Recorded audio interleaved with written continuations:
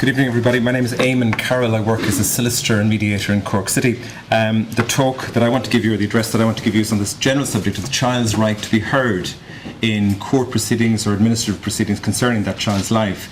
The first thing that I want to refer you to on my non-existent PowerPoints is Article 12 of the United Nations Convention on the Rights of Child, dating from 1989, that we ratified 20 years ago. I'm going to read it to you. It says at number 1, state parties shall assure to the child who is capable of forming his or her own views the right to express those views freely in all matters affecting the child. The views of the child have been given due weight in accordance with the age and maturity of the child. And secondly, for this purpose the child shall in particular be provided the opportunity to be heard in any judicial and administrative proceeding affecting the child, either directly or through a representative or an appropriate body in a manner consistent with the procedural rules of natural law. Now that requires that the child be given an opportunity to be heard in proceedings either directly or indirectly through a representative. That's the United Nations Convention on the Rights of Child, 1989, that we ratified 20 years ago.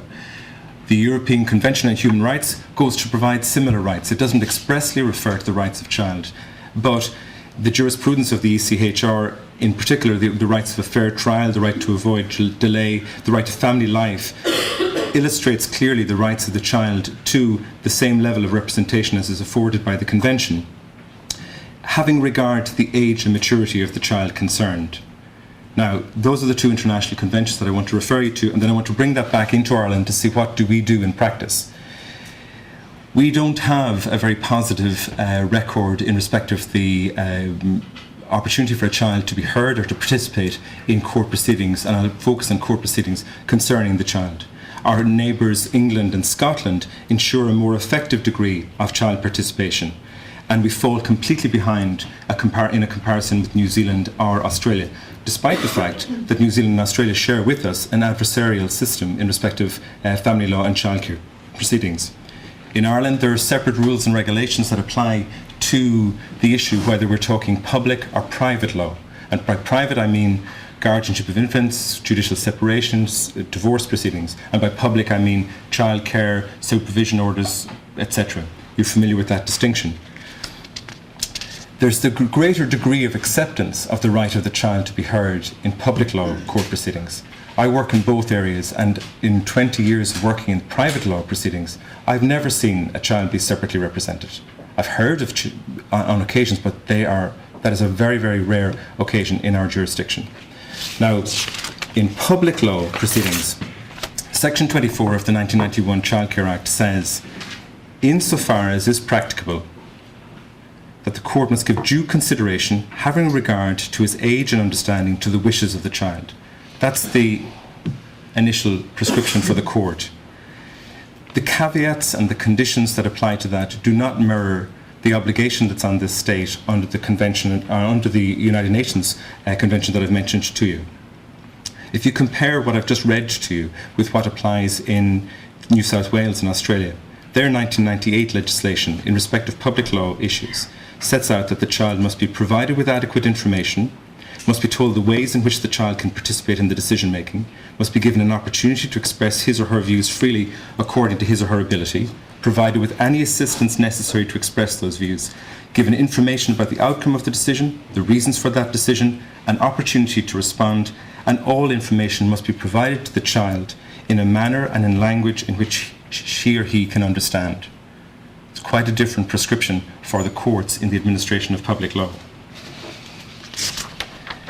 Now, at present in our public law system, there are two methods of child representation. The first is in respect of the guardians ad litem under Section 26 of the 1991 Act. That simply says the court may, if it is satisfied that it is necessary in the interest of the child and in the interest of justice to do so, appoint a guardian ad litem for the child. Now, the legislation is otherwise silent as to what assistance is to be offered to the judge in exercising the discretion on whether to appoint a guardian ad litem or not to the role. In England and Wales, since the 1989 Children's Act, all children in public law proceedings must be appointed a guardian ad litem in the absence of good reasons why this should not be done. And in New Zealand, the Care of Children Act 2004 also provides a default setting of the representation of children in all family law cases unless it would serve no useful purpose. Now, the second method of representation in public law cases is the appointment of a solicitor to represent the child. I represent guardians ad litem, but I also directly represent children in public law proceedings. And my view on that role is that it is a distinct and separate role from the role of the guardian ad litem. I say that particularly because I'm not equipped to identify the social and emotional needs of a child, such as can be done by a guardian ad litem, but it is a limited role. It is providing legal representation, and I presume that that is the judge's decision when he would appoint a solicitor rather than a guardian ad litem. That's for the purpose of legal representation in the court. In private family law proceedings in Ireland, the participation of children, as I've mentioned, is at a very, very low level. Here, I think the paternalistic view of the role of the child prevails, and also there's the question of cost in terms of the separate representation of the child. There are, you'll know, the facilities in some cases for a Section 47 report, and in some cases also the utility of Section 20 is used for the purpose of getting some information into the court's forum in respect of what might be of benefit to the child. But it's only as a byproduct of that that the voice of the child can be heard in those processes.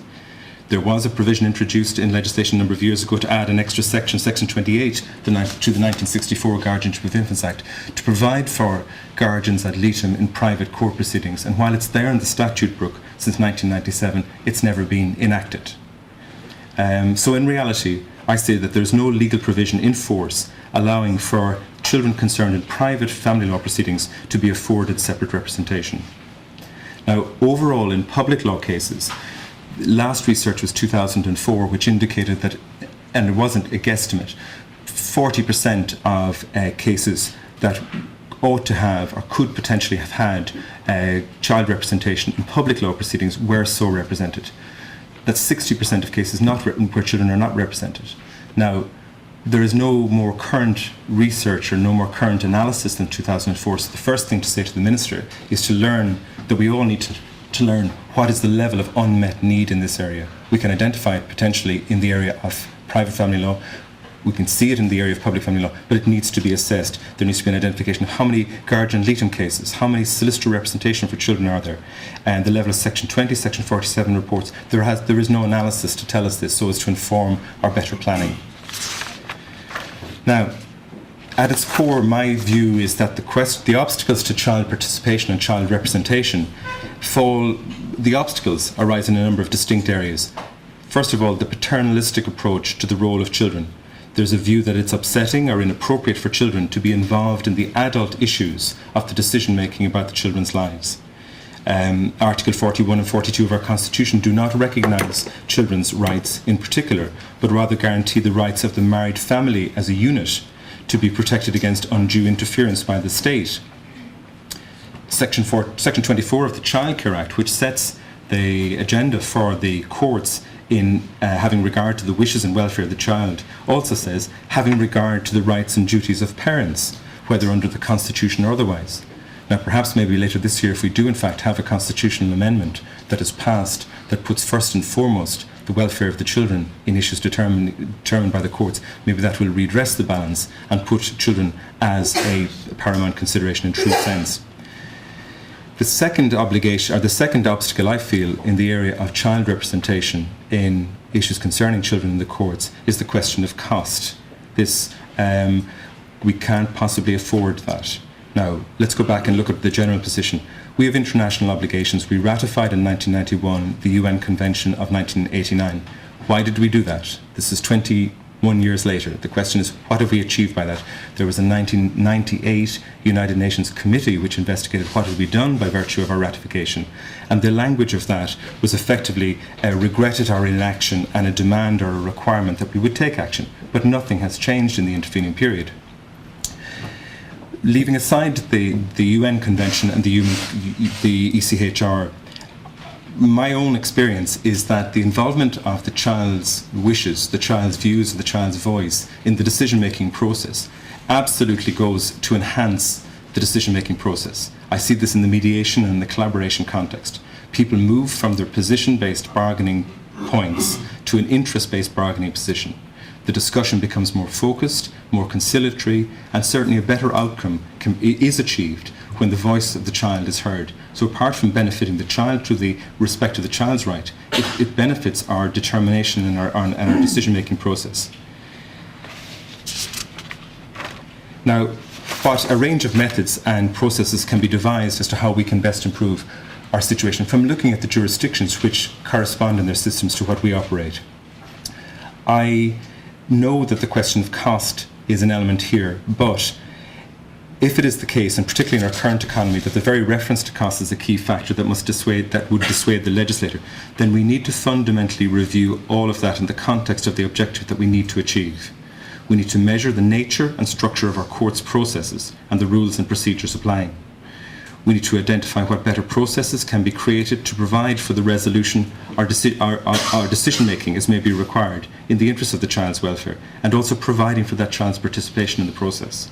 And we need to measure the various methods of child participation so that we have a standardised, clear model where we understand what we mean by child representation, where we have clear guidelines, defined roles, qualifications, codes of practice and respective representatives, none of which we have at present. So this is my request to the Minister, is that we honour the commitment that we made in 1991 to provide for child representation in courts and administrative process concerning the child, and thereafter to oblige the process and those who work within the process to meet that commitment. And I thought of a second, or an additional request to the Minister as I was sitting over there a moment ago, is I genuinely want to see that the system of family law and childcare is moved out of the court service proper and into its own separate division. And not till that happens, in the separate thinking and the separate dynamic that will develop for family and childcare, as long as we're still within the general court service, I think we're limited. I hope that will happen soon. I had hoped it would be in the Legal Services Provision Bill. It's not there, but I hope that we'll see that at some point soon. Thank you.